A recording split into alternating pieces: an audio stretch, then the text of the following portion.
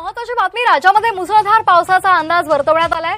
पुढील 15 तास राज्यातल्या काही जिल्ह्यात हवामान विभागाने एक मोठा इशारा दिला। राज्यामध्ये काही ठिकाणी विजांचा राज्यातल्या सध्याच्या वातावरणाबाबतची एक महत्वाची बातमी, जून ते सप्टेंबर दरम्यान सरासरी एवढा पाऊस पडण्याचा अंदाज भारतीय हवामान खात्यानं वर्तवलाय। देशात 96 ते 104% पावसाची शक्यता वर्तवण्यात आली आहे।